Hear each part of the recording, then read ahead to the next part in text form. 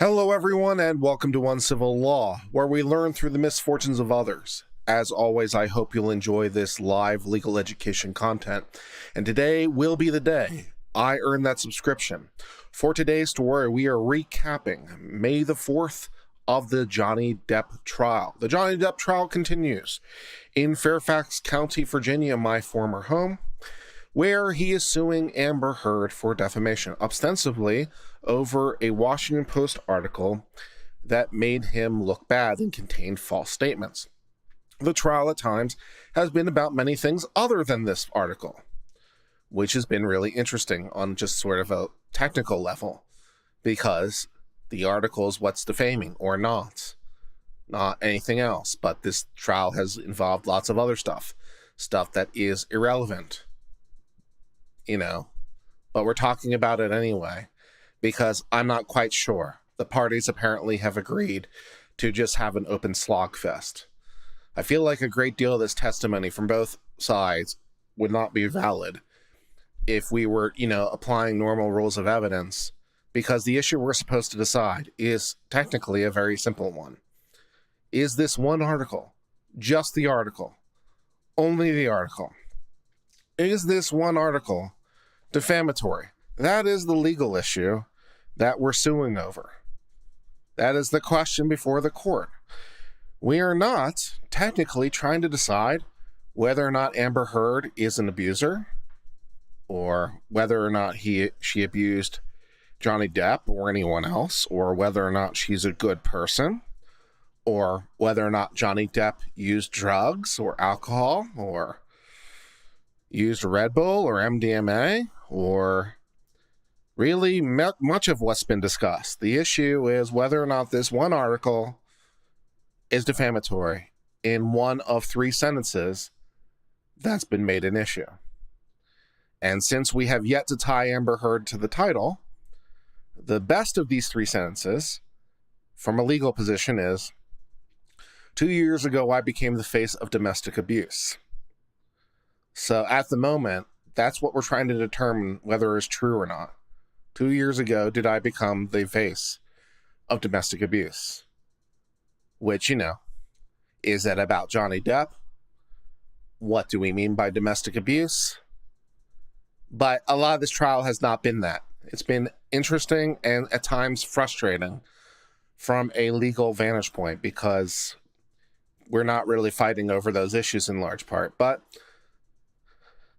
that's me on the technical versus what's happening in reality. So let's just talk about what's happening in reality at the Johnny Depp trial. Okay, we started the day where we ended yesterday. Yesterday, we had the end of the testimony of Amber Heard's psychological expert. And it was bad. It was a very bad direct. It was bad and weak. The psychologist came off as snotty, as demanding, as just very couldn't be bothered, just someone who couldn't bother to be here. This woman is Dawn Hughes is her name, Dawn Hughes, the psychologist. And she came off yesterday as this really kind of arrogant person who couldn't be bothered to be there, who looked frustrated by her own side, like she can't be bothered to ask questions by her own side. And she came off as incredibly unlikable. And at the end of the day yesterday, direct was over. So that's where we left things yesterday. So my prediction, like pretty much everyone's prediction, was going to be, this morning was going to be a bunch of fireworks on Cross. Here's this incredibly unlikable person. And also, she had said that as part of reaching her opinion, that Amber Heard is not someone who has these personality disorders. She noted that she had not seen those disorders in past or subsequent relationships, which to my mind and the rest of LawTube's mind opened the door, as we say, to talking about those past relationships, because she's considered them as part of reaching her expert opinion, which means that they should be fair game to bring into now. Well, apparently not. Apparently not, because Chu tried to ask a question about the past marriage. It was immediately objected to, and the question was not allowed. We saw the morning begin with another bench conference, on some issues. The lawyers had approached with their papers in hand. Looked like what we sometimes call a pocket brief. It's basically a quick argument, or sometimes case law or something else, where it's basically some sort of authority for the court to reconsider its decision. So it looked like the attorneys were up there with papers, which I would presume, again, I don't know, I can't listen to it any more than you can, but I would presume that they were trying to argue the law from some relevant cases that would influence the judge's decision and potentially get the judge to overrule her own decision, which of course she can do. She's not bound by her own prior decisions. She has to get the law right. And so if she makes a legal mistake and the parties are like, no, you made a mistake, let me show you your error, a judge can revisit their own decisions. So, I mean, your guess is as good as mine as to what actually happened, because I can't read the memos. I can't read the cases. I don't know what they say. It seems very odd to me. It wasn't allowed to be brought in. Didn't quite get it. Not quite sure why. The panel was openly speculating about why. Maybe the judge didn't let it in because it's not prior convictions. No, that doesn't sound right. It shouldn't matter if it's prior convictions or not, because the question is her behavior in past relationships, not even necessarily whether any of them were criminal, right? We're not necessarily saying it was criminal behavior. We're saying that it might be something that might be abusive or violent, even if not necessarily criminal, which, is at least hypothetically possible. It could be abusive and or violent and not be criminal, at least possibly. Not all violence is necessarily criminal. So, I mean, I guess, right? Possibly. So we weren't trying to say so the idea, well, we can't bring it in because it's not prior crimes or prior convictions. I'm like, that doesn't sound right. And then the other idea was what we call 403. Which is this emergency escape button, or one of the emergency escape buttons of rules, because the rules acknowledge the rules are not perfect. And so the rules create rules to deal with the imperfection. They create escape valves for the judges to fix things the rules don't normally contemplate. And that's what 403 is about. And 403 says, hey, there can be evidence that is perfectly admissible, that meets every other rule, perfectly valid to be brought in, but it shouldn't be brought in, right? It doesn't break any rule, doesn't defy any law, but it shouldn't be brought in. And one of the reasons, although not the exclusive reason for this, by the way, because it does give a list of reasons, but one of the reasons is substantially more prejudicial than probative, right? The idea is that the thing would so inflame a jury that whatever benefit would help the jury in terms of adjudicating this reality, the jury would be so overwhelmed by hearing this information that it would not be helpful in the end. Now, it has to be substantially more prejudicial than probative, because anything that's probative is at least a little bit prejudicial by necessity. In order for it to be evidence, it has to be prejudicial to one side or the other by necessity. In order for something to legally be evidence, it has to make some fact and evidence more or less likely. It has to move the needle in one direction or another. It can't do nothing. In order for something to legally be evidence, it must necessarily make some piece of evidence in dispute more or less likely, which means to be evidence, it necessarily must be prejudicial to one side or the other, because it makes their case more or less likely to be met by necessity. So every piece of evidence is necessarily prejudicial. I mean, just by logical deduction, right? It's logically a logical truism. So the question is it substantially more prejudicial than probative? Is the prejudicial effect so high that it will inflame the passions of the jury and cause them basically to ignore everything else? Does this idea work? Well, not for me. No, it doesn't. Because you used it to form your expert opinion, remember?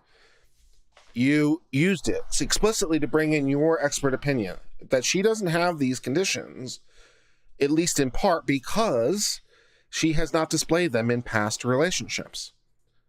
So that makes it pretty material to that analysis. And is it prejudicial? Well, maybe, but if it is, it goes directly to your opinion, right? So can it be substantially more prejudicial than probative? Not to me. So it doesn't make any sense. So this 403 idea doesn't work. And so I was like, well, I don't know of anything left. I don't know how you would exclude this evidence. Nothing else really makes sense. But maybe there's some case in Virginia that controls this fact pattern or something, because the judge apparently didn't let it in. Because there was an objection when they seemed to be going in that direction, and she was not allowed to ask the question. So, kind of disappointing if true. And I, for one, would love to read I'd love to read these briefs, which I don't think are available, maybe anywhere. They're probably not on the record. They're probably just shown to the court as part of the analysis. So the closest I would get to having it would be on the transcripts, which are not available. Unless one of the parties wants to clue me in, which I doubt they would. If I contact them, hey, would you mind telling me why the judge ruled this way? I'd love to know more. Probably not going to tell you that one, right? So we will have to remain in the dark. You know, I don't know.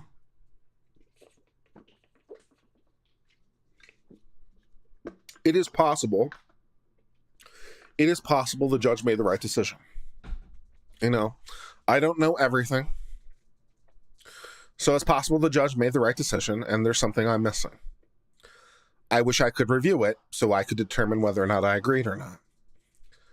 So I can make an independent decision, but no, not so much right now. So we will press on. So after this testimony, which lasted until the first morning break, we got Amber Heard on the stand. A perhaps surprising decision to my mind. I didn't think that this was the most likely. I thought that perhaps putting Amber Heard on after the break would be the most logical thing to do. The court is not in session next week because all the judges are going to the judicial conference so they can learn about all the new laws that are going into effect in July when the new laws go into effect. So there's no court so they can learn about the new laws. And I thought maybe they would wait until after this break to bring Amber Heard to the stand. But they didn't. They brought her to the stand. And it was very interesting for me because it made me feel very inadequate in my own analysis. I try to be reasonably self-aware as much as one man can be, because true self-awareness is hard, because judging yourself, as I'm sure everyone knows, is incredibly hard because your own biases necessarily preclude you from making fair analyses. So the very thing you're trying to assess is compromised by the things that are preventing you from assessing them. So there's that, right? Your very own biases, the thing you're trying to determine, your biases prevent you from understanding your own biases. So it's a little bit hard to get past that to some degree, but I try as much as one man can to try to, end this snake eating itself, to try to assess things. And this is an area where I feel exceptionally weak as a lawyer. I feel really good in my legal analysis. You put a Supreme Court decision before me, and I'll start tearing it up. And I'll start, as I did recently, start disagreeing with parts of Alito's decision. And I'll start disagreeing with Blackstone, like one of the OGs of legal interpretation. Right? I mean, maybe I'm outside my pay grade, but at least I feel competent to do it. I'm like, I disagree with you, Alito, here. I'm not sure about this Blackstone thing. I'm not sure he was right either. When you feel like you're doing that, you feel like you're having a good day, right? So When it comes to legal analysis, I feel like I can hold my own. Then we get into the people analysis part, the factual analysis part, where I'm weaker. And then we find this, which is where I would self-criticize myself as being the weakest. These sort of family law cases, which is what this has turned into, right? This is a defamation case, theoretically. But what this has turned into is not a defamation case. This has turned into a family law case. This has turned into a divorce case. This has turned into a domestic violence case. This has turned into something like that, which is like my least favorite area of law ever, because, at least to me, it's the most unmoored legal field from legal principles. So my own field of law, for example, patent law, is extremely moored in law. It's incredibly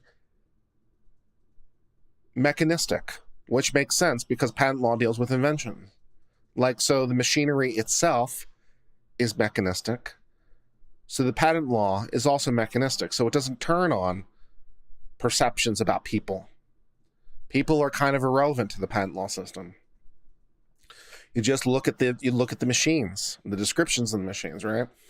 We don't really have to deal with those pesky people. What are people? The patent lawyers say amongst themselves, right? What are people? We're not sure. We don't care. You know, it's technical drawings and technical descriptions. It's probably the most moored to like concrete engineering mathematical realities. It's the least subject to the subjective. And as you go away from that and you get into more and more subjective, right? You start bringing in more and more of these pesky people and pesky emotions with pesky deception and so forth and so on, right? It's a little bit more and more uncomfortable. Now, normally, I don't have that much a problem with it. Because in most areas of law, we're still pretty well grounded on the law. The facts are a little bit in dispute, but you know, it's not normally that bad. I can hold my own doing an analysis of like a Kyle Rittenhouse trial. I can hold my own, right? Because I'm still like doing some legal analysis. You know, it's not personal in some ways. But family law is extremely personal. It's just all the personal. It is the classic quintessential he said, she said. And I can't do it. And I was made very aware of that and my own limitations on that today with Legal Bites as I was expressing my opinions.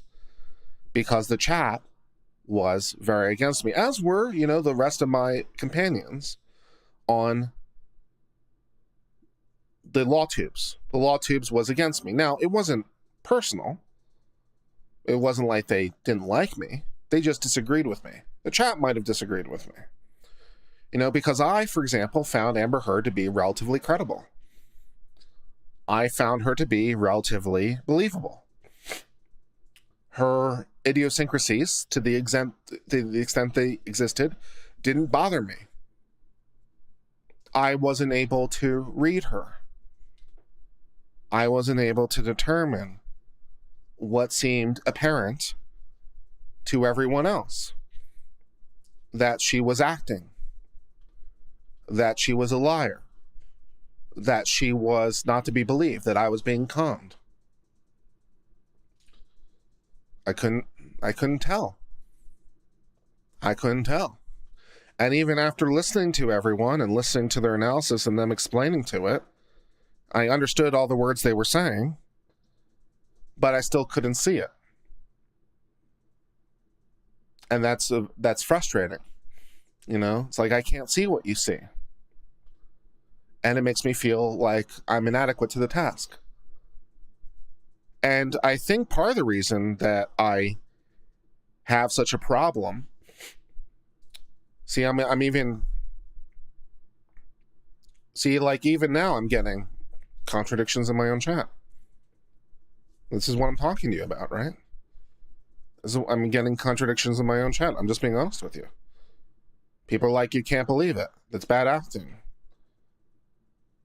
You couldn't tell. People are dumbfounded that I couldn't tell. People can't believe I was taken in by it. I don't know what to tell you. I'm just telling you. I'm a flawed person. I couldn't see it. I'm sorry. I just couldn't see it. And I still can't see it. And I think part of the reason that I have problems seeing it is because I am very rule-based. I'm very procedurally based. I like rules. I like categories. I like flowcharts in my own mind. I like rules. And in this area of domain, there doesn't seem to be any rules that I can apply with any consistency. Because over the years, as you all have as well, because it's not like we're, fundamentally exposed to different, experience. We kind of all have the same cultural zeitgeist, right? We all, at least, I would say, we all, at least in the United States, let's say, have been exposed to roughly the same cultural zeitgeist. And the cultural zeitgeist has been that we don't believe women enough. That we looked for the perfect victims. That prosecutors won't bring rapists to justice because the woman won't be believed on the stand. They won't even bring the case. That the jury won't believe him because the victim didn't act perfectly right. She didn't do all the right things. If it were me who was a sexually assault victim, the people on the jury seem to think, I would have done X, Y, Z. This is the same idea, by the way, of if it were me, I'd never falsely confess to a crime I wouldn't do. I hadn't done. Yes, you would. You'd absolutely falsely confess. Of course you would. But the jury doesn't think they would. The jury looks at it and be like, well, the confession must be true. I'd never confess in a million years to something I didn't do. And I'm just thinking to myself, yes, you would. I would too. You don't have a clue. But this is what jurors think. It's like, I would never do that. I'd never behave that way. You totally would. So would I. Don't talk to the police. So in the same way, it's like the juror thinks to themselves, geez, if I was the victim of sexual assault, I would have done X, Y, Z. I wouldn't have done A, B, C. I would have done X, Y, Z. Oh, she's acting wrong. Oh, she's crying or not crying enough. Oh, she's whatever, right? She's not believable. And this has been the zeitgeist that, that there is no one victim. There is no perfect victim. That people who have been assaulted, men and women alike, sometimes do things that seem illogical, irrational, and even unmoored to like an emotional state we think we'd be feeling. Right? This is sort of the zeitgeist that this is true. And so then I see someone like, now I'm not a big fan of believe all women, of course, as a concept. Because I don't believe in the concept. I think that anyone can lie. So I'm not saying that I'm hashtag believe all women. I'm not saying that at all. But I am saying that,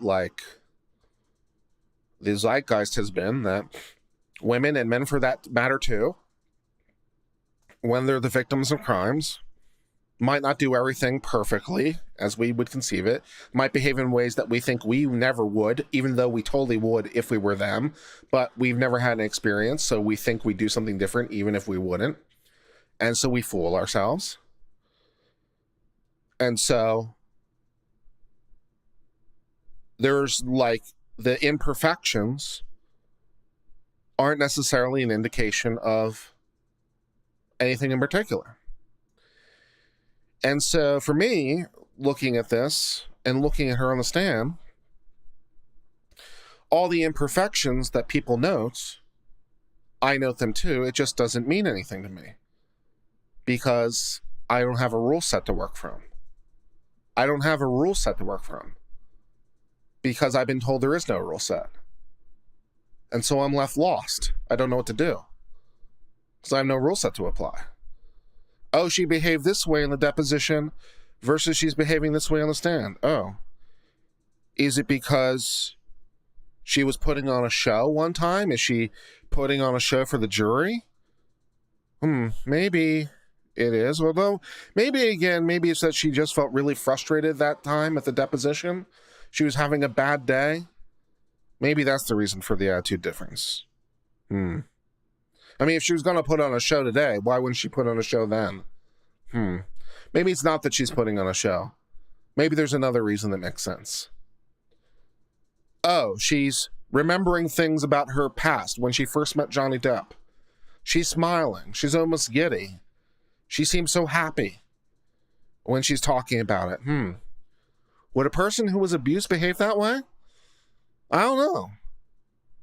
Maybe she compartmentalizes in her mind. I've heard that can be a thing. Maybe she compartmentalizes the abuse away.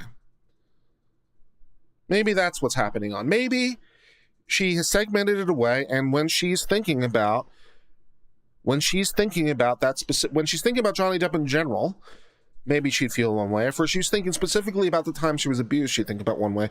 But maybe she's one of those people that when, she's asked specifically about a specific part in time, like when they first met, maybe she transports herself to that part of her mind, and maybe she's compartmentalized that part of herself in her mind, and she's acting happy and giddy on the stand because when she's remembering it, she's remembering the authentic memory, the feeling of giddiness and happiness.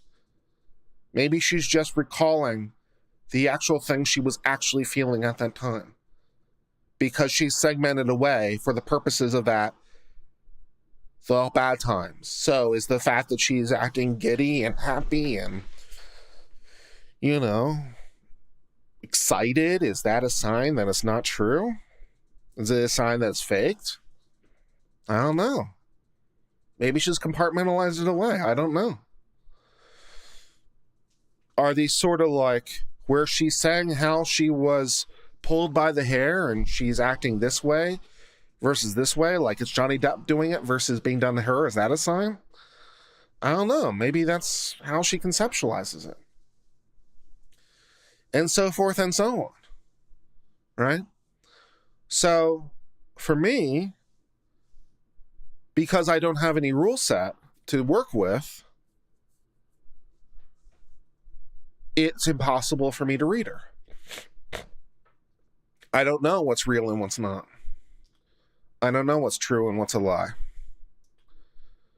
And it's exceptionally frustrating for me because I don't have anything I can use because I've been told that I can't have anything to use, so I have nothing to use. And, that's what it is.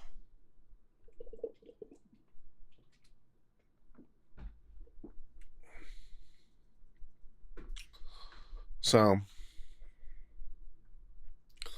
Rainbow Heroine says she can help me with the rule set. I'm pretty sure there isn't one because whatever your conception of the rule set is would not be the rule set that someone else would say. I'm sure you could give me, and first of all, I'm not even sure that you know the rule set or anyone else does. They think they do, but when you actually go and apply them in the real world, it doesn't work. People don't know their own rule sets. So, yeah. So it was very, very difficult for me because I couldn't read her, and everyone else seemed to be convinced that she's lying and making it up and not credible, and I'm like, well, I just can't see it. And it makes me feel very inadequate. So, yeah.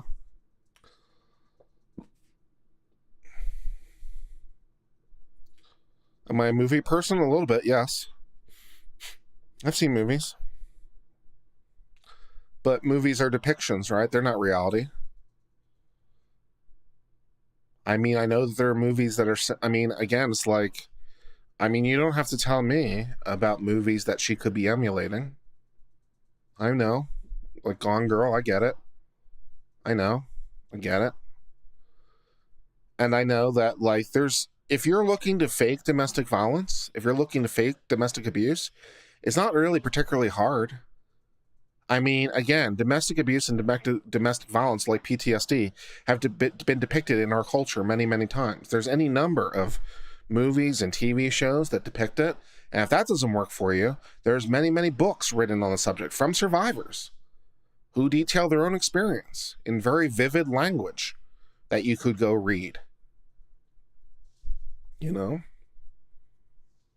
There are any number of things you could read to put together a convincing play using the right language from actual people who really experienced it. You do your research, and you can do it. So is the fact that it's similar to like Gone Girl or similar to anything else that's been depicted in movie, is that a sign it's a lie? I don't know. I don't know how to judge these things. So that's what I sort of feel about the whole thing. I don't know. Now, that being said, it wasn't a total wash in terms of Amber Heard, because there were things, to my mind, that continue not to make sense. There's a lot of the evidence, like her own I'm just talking about her testimony, by the way. I'm talking about her testimony, right? There are things beyond her testimony that I can use to assess it. So I'm not like completely lost. I'm just pointing out an area of weakness. It's like when it comes to her testimony, I just don't know. But it's not a total loss, because I do have other things to use. I have other tools to use. And mainly the evidentiary record. We have her, for example, taking a picture of her arm in a mirror where she has a bruise. What is this bruise of? I mean, it doesn't look like anything to me. To be quite honest, the bruise is kind of small. It looks like, it could be anything. It could be, I don't know, I probably had bruises like that on my body just from running into something or banging a wall or, whatever, right? Or sometimes I've even had bruises of that size and not known how they got there because, I couldn't remember whatever it was that caused it. That happens sometimes. Wow, what was that loud noise?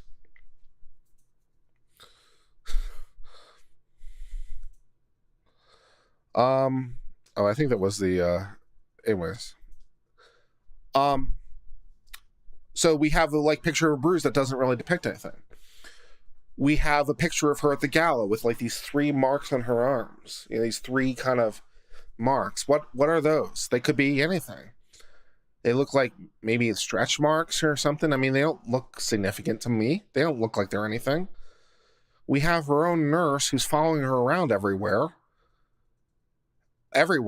She's a trained nurse. She's not seeing things.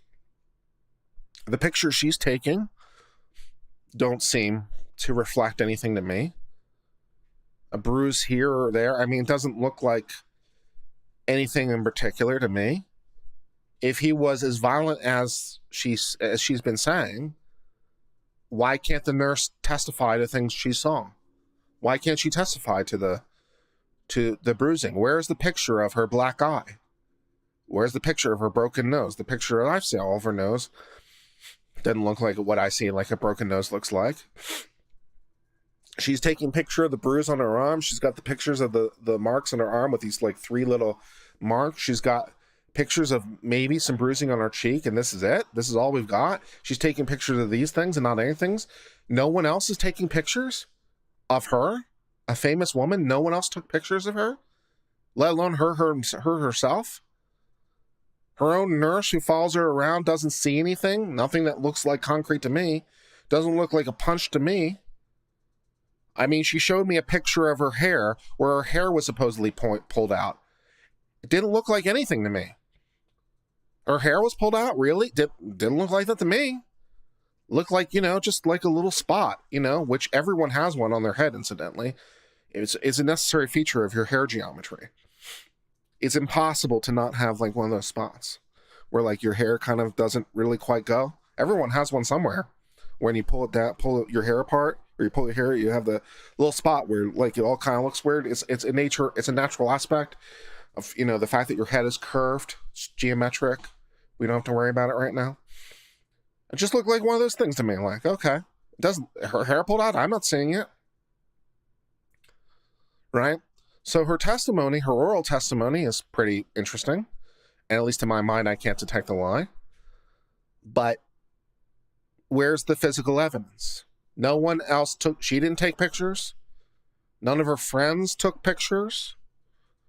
The nurse never saw anything. No one else saw anything. She's testifying about this flight in Russia. Where's the waitress? The other flight where she was assaulted. Why did 3 other people on the flight say they didn't see anything? Depp's bodyguards who are around them all the time, they don't see anything. The police who come to the house, they don't see anything on the day this incident supposedly occurred. Right? So it's not a complete loss.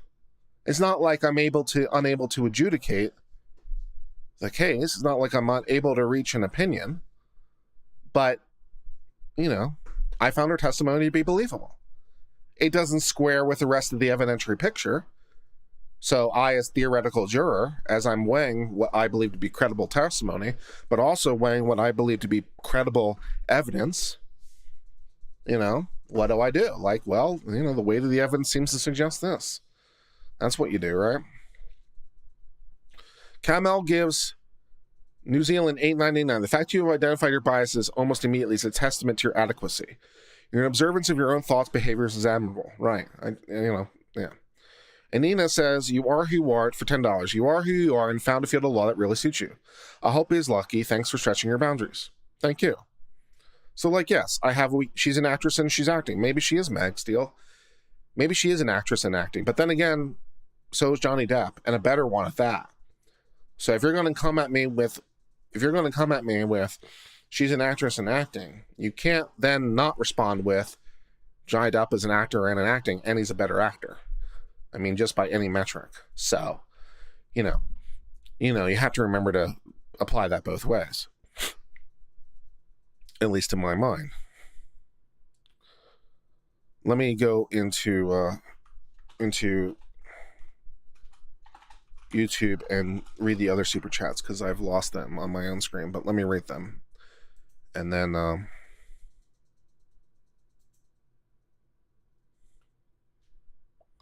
let's see, where am I going? I'm going to monetization, I'm going to super chats, I'm going to give me a list. There were May 3rd, what's today? May 4th. Pam Ronan gave me $9.99, said good to see you in chat, good to see you as well. E Pluribus Veteris gave me $9.99, don't doubt yourself as a lawyer. I doubt myself as a human being. Tina gave me $5. I've subscribed to your channel today after your QEG joke on Legal Bites. I laughed my ass off as what was to be shown. Thank you. G-Dash gave me $5. I also subscribed during this trial. Really like your take on things. So far, I've only seen you and Emily take single case stands against the group. Joe Big Play gave me $19.99. Kurt, you're a legend. Thank you. Bobby Jean, $5. Feelings of inadequacy are warranted. You're a thinker, not a feelings guy. It takes all kinds of people in the world to have balance. And then E.E. Caroline gave me 99 cents in a sticker, and it was appreciated. Thank you. So that's basically all for today. So let me just have another drink of my tea because I've been drinking a lot of tea too. I'm going with half lemonade, half tea, by the way. Arnold Palmer style. Kick ass.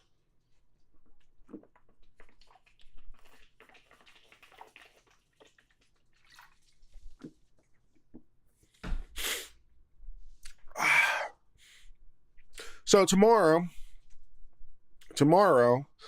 we will hear the rest of Amber Heard's testimony, and I would be amazed if we're done with Amber Heard by the end of the day. She will definitely consume the entire day. There's no way her team lets her go to cross tomorrow. Just no chance whatsoever. And next week, I don't know if they'll end her at the end of the day or if they'll keep her on for some more testimony. I'd expect the latter. But if Amber Heard is able to keep it where she is today, and it's her the evidence, if she's able to keep it where she is today and not lose ground, she's gaining ground. She's gaining ground. Now, there's a lot of problems, as you guys know. She's told lots of inconsistent statements. So, and there's lots of really bad audio. And so forth and so on. And so, the cross-examination of Amber Heard should be pretty good, I would hope.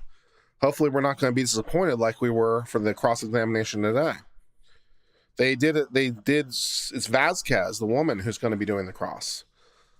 We were able to determine that today because she's the one objecting, which means she's the one doing cross, because that's how it works. One attorney per client. So since she's the one objecting, she's the one doing the cross. There is a 10-day recess next week. Yeah, so there's a recess after tomorrow. Yeah, there's a judicial conference next week, because the new laws go into effect on July 1st in Virginia. So the judges have to have a powwow so they can learn all the new laws. So that's what they're doing.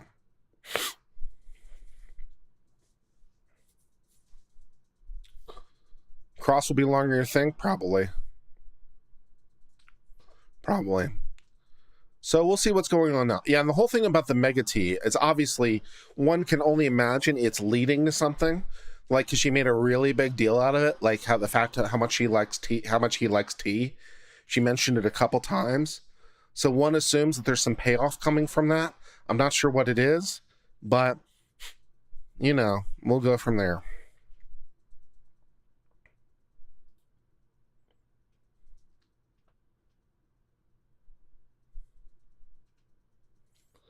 Kurt, you saw 2 people with PTSD up close for 5 years. You just didn't connect it? I'll take your word for it.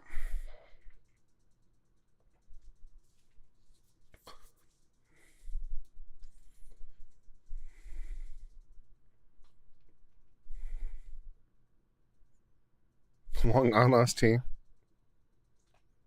The judge gets busted in some kind of tailhook type scandal. What will they do with the trial? Manifest necessity. Start over.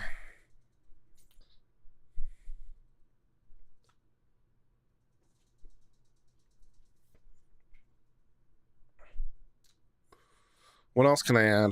We're all mad here and that's beautiful? Could be.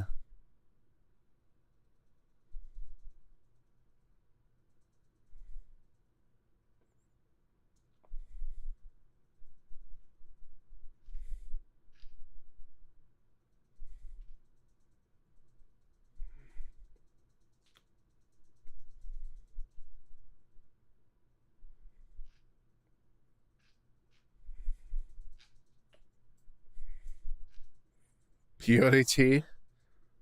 That's a nice one. Ayahuasca tea, right? That's the real money. Ayahuasca tea. If the opposite happened yesterday in favor of the defense during the motion, would trial continue for counterclaim? Oh yeah. I love the new lighting. I do like the fact that I can change the lighting. It does allow me to change it to suit my mood. It's kind of nice. Yeah. Kurt, that's mathematically true. It's impossible not to have a hair whirl. Yeah, see, I told you so. I'm not making this stuff up.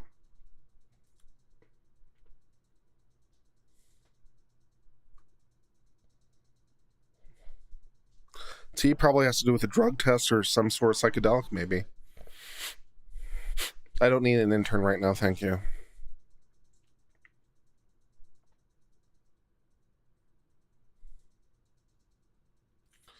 I and Emily are refreshing. That's cool. It was interesting today with Emily and me because I appreciated whoever's comment it was. Because I said, I really like the appellate stuff. I really like, the cases and the citations. And Emily's like, I can't do any of that. I just like, I like the dish and the dirt. And someone asked me for a case, and I'm like, what? And I think it was Spidey who might have said, it's like listening to the left brain and right brain talking, which I thought was a very intelligent comment. Because Emily and I are very different people.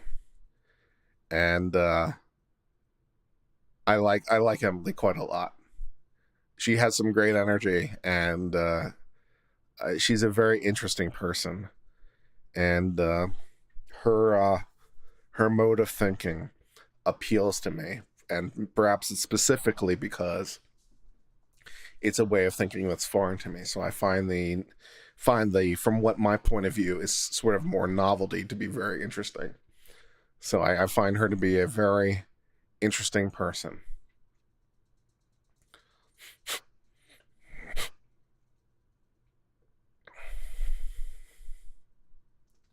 She also likes tea. This is true. She likes a different kind of tea, but yes, she definitely likes the tea. Emily D. Baker is a very interesting woman. She's got a lot of energy. I actually kind of like the purple hair myself. It's interesting. I like her energy and I like her style and I like the way she's able to do things, and it's interesting because it's so not me, but it's so her. It's very authentic to her, and I don't know. It makes me smile somewhere somehow.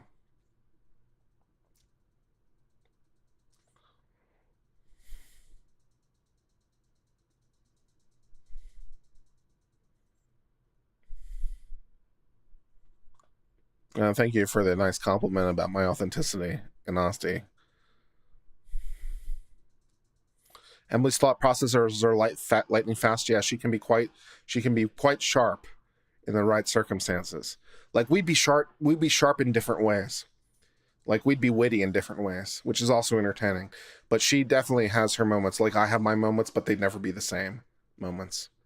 Because the places where I'd be sharp and witty would be almost inevitably different than Emily's. She'd be sharp and witty in ways that I can't be, and perhaps vice versa. Did the Supreme Court ever confirm the leaker? Not to the best of my knowledge. Hello, Stephanie. Nice to have you here.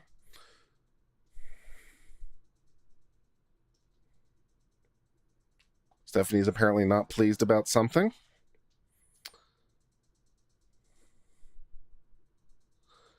Love Emily D. Baker. Yeah, she's an interesting person.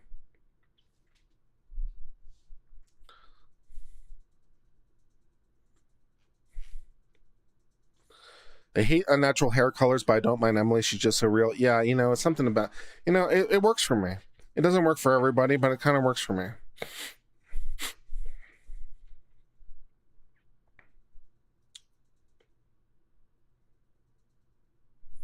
Did I do a video on the Oracle Google Supreme Court case? I think I did.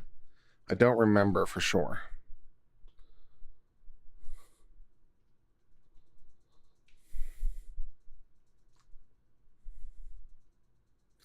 Kurt and Emily collab? I'd love to do collabs.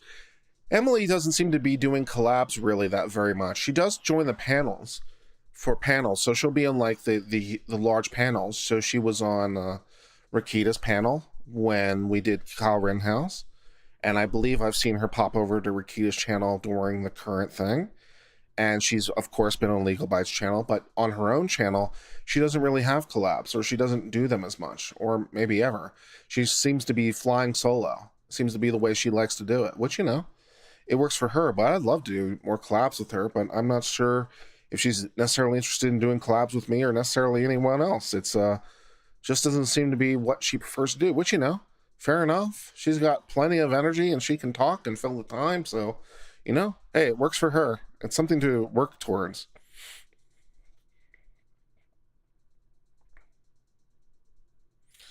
T Spicery says, I think you, Nate, and Emily are the Rolls Royce of LawTube commentary. Love how you all offer something different each time. Thank you.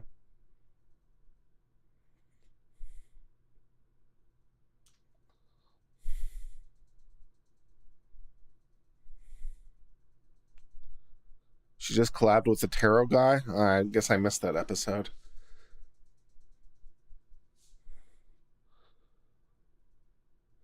I don't watch all of Emily's content. I guess I missed that one. Thank you for the 60,000 congratulations. I appreciate it.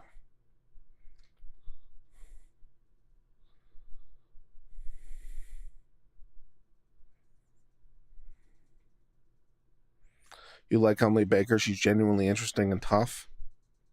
Yeah.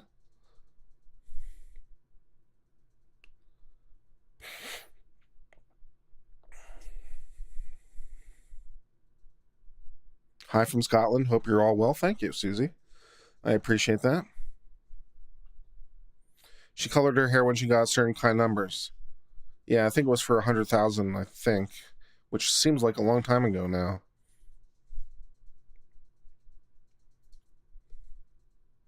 She only does collabs once every 6 months or so on her channel. Yeah. Yeah, she seems to be like, seems to like the flying solo thing, which, you know, that's cool. I wish I was able to do more collabs with her. But, you know, she has her own style, so, you know, that's fine.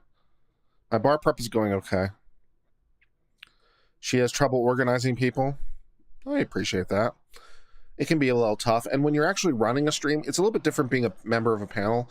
But at least in my own experience, when I'm the one running the stream, it's more distracting because I have more things to pay attention to. Like, I have to pay attention to my guests, what they're doing. I have to make sure, if I always feel like when I'm running the stream, I have a bigger obligation to make sure everyone's, you know, being recognized and has adequate time. You know, I have a bigger obligation to check my chat, read the super chats. I've got to watch what's happening on screen of the thing I'm displaying, make sure the video volume is good, make sure everything's good, right? So there's a lot more duties as a host. So I can appreciate that she might find that challenging because, like, I'd rather, it's a lot easier to be a guest on the panel than to be running the panel, at least in my experience. $2 from Nancy P. Hi, enjoy your opinion. Thank you. $2 from Sarah Whitney, and Region became a new member. Thank you very much. I think Kurt and Nate are great together. We are pretty good together. Yeah. Yeah, it is not easy to run a stream. There's a lot of other things going about when you're running a stream. You gotta read the chat. You gotta read the super chats. You gotta look at the screen. You gotta look at the other people. You gotta make sure their time is being done. You gotta bring people in, bring people out. You gotta see the audio. You gotta see the source stuff. You gotta balance all the audio out. You know, it's a lot of things. You definitely feel like your mind is being split in a lot more directions when you host. It's challenging, or at least it is to me. Whereas I'm joining, I'm like, well, I'm here now. This is someone else's problem.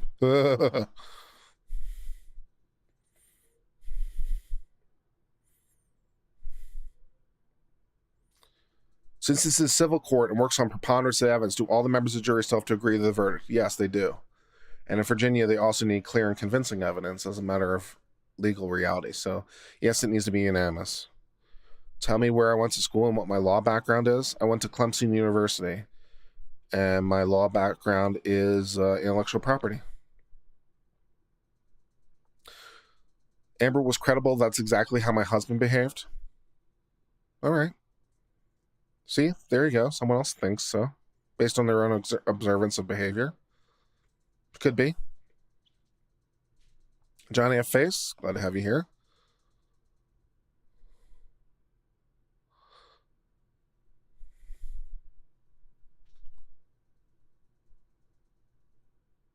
I missed Dr. Kirk joining Alita. He had some good takes. Okay.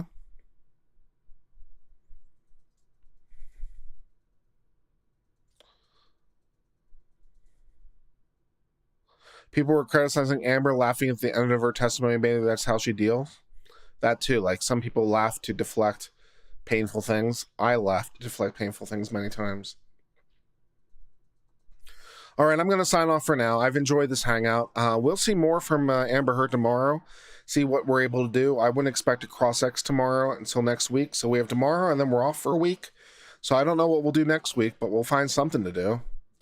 Until later, my friends, I hope all is well. Cheers and goodbye.